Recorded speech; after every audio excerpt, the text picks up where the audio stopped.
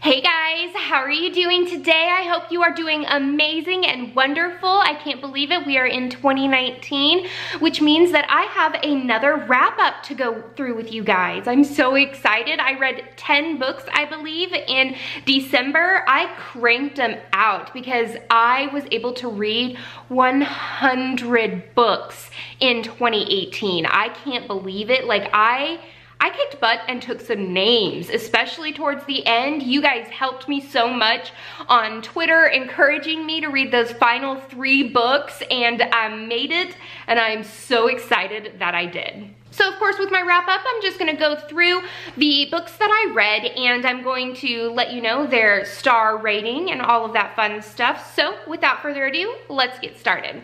The very first book that I read was Candy Cane Murder. This was the Cozy Mystery Book Club book for December. We didn't meet on it or anything because everybody has tons of things that they're doing, but there are 3 short stories in here. One by Joanne Fluke, the other one by Laura Levine, and then the other one by Leslie Meyer. Now, I gave this an overall of 3 stars.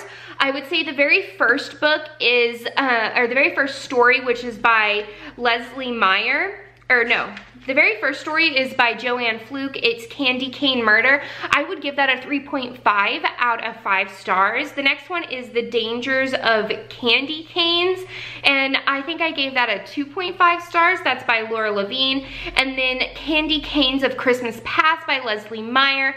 I gave that like a 2.83 stars.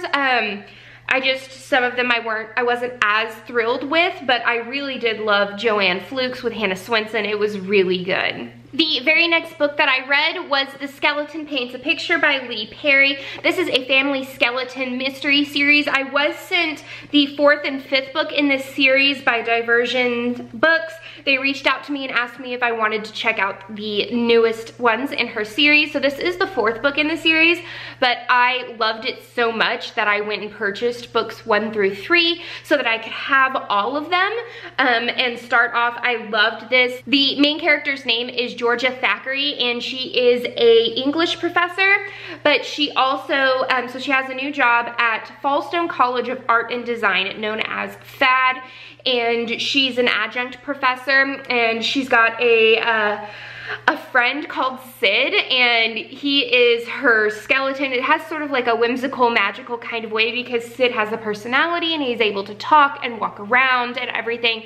I don't know, this book made me laugh so hard, and I really, really loved it. So I highly recommend this series. The next book that I read was Sleeping Giants by Sylvain Neuvel, and this is a story that follows sort of the history and the events following up to finding a huge giant mechanical device that was made from thousands and thousands of years ago.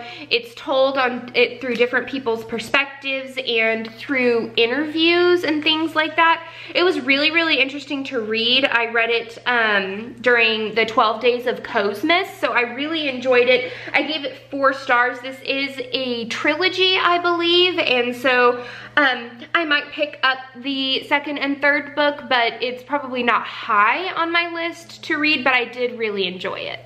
The next book that I read was Herbs and Homicide by Astoria Wright, and I really love how Astoria goes through and actually does her homework on the fairy world and fae and Unsully and things like that. I've talked about this book a couple of times on my channel. I gave it a 3.5 stars. Goodreads only allows you to do like 1, 2, 3, 4, 5, so I rounded that up to a 4 stars.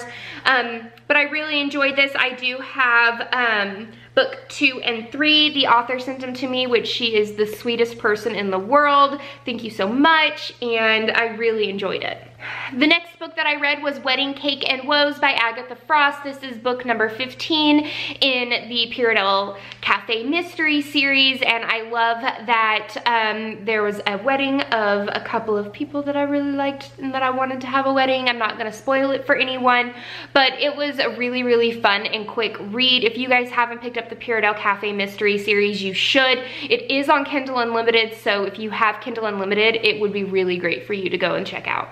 The next book that I read was Red Rising, which is by Pierce Brown. I gave it a 5 stars. It was so good, guys. I got it really cheap. I think during the Black Friday sale, I got it for, I think like $1.99 or like $2.99. It was really, really inexpensive, and I know that quite a few people that I follow absolutely love this series. So I was like, you know what, I'm gonna check it out, and boy am I happy that I did. I sped through it. I'm actually over 20% into the second book, Golden Sun, and I'm absolutely loving it.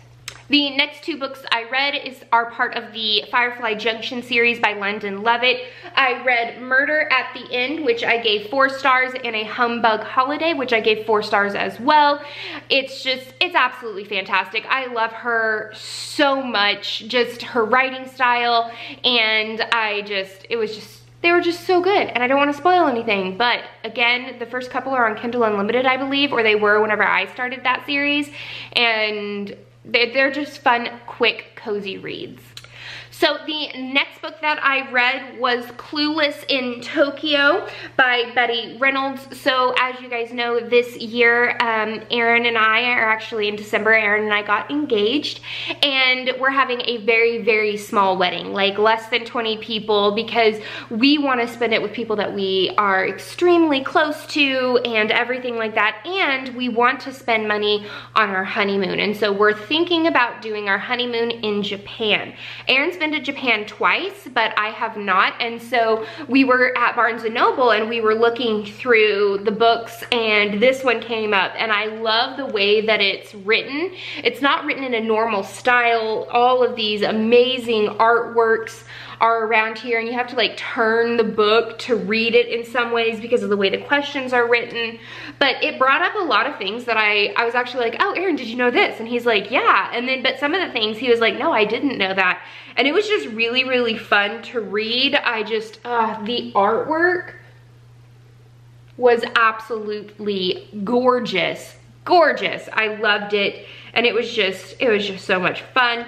I rated this a 4 out of 5 stars. I wish that there were more in this series, like maybe Clueless in Osaka or Clueless in Kyoto or something like that, but I was really, really happy to read this. And last but certainly not least, I read Dr. Horrible and Other Stories by Zach Whedon. I love Joss Whedon and everything that he does. Like, I'm not joking. Buffy Vampire Slayer, Firefly, Angel, I mean, Dr. Horrible, like absolutely anything and everything that he is a part of, or that like people that he's related to are a part of. It's just, they're so amazing, and I love Dr. Horrible, and I'm still waiting for the second one. Like, come on guys, get to it. But this has other stories and sort of like, I guess you could say, stories that showed how they got their beginnings, so origin stories in a way. But I love the artwork is really, really cute, and I really enjoyed it. It had me giggling, and it was just a bedtime book, actually. So it was a lot of fun. So guys, that is the end of my wrap up for December. I read 10 books, I knocked it out of the park, and I read 100 books in the year of 2018. I can't believe I read that many. I don't even know if I've ever read that many books before ever in a year. Like, I've always been a reader, but this year, like, I kicked butt and took some names, and I was super, super proud of myself. What did you read in the month of December that you absolutely loved, that you can't stop gushing about? Let me know in the comments down below. Please give this video a thumbs up and subscribe if you haven't already. And until next time, guys, happy reading.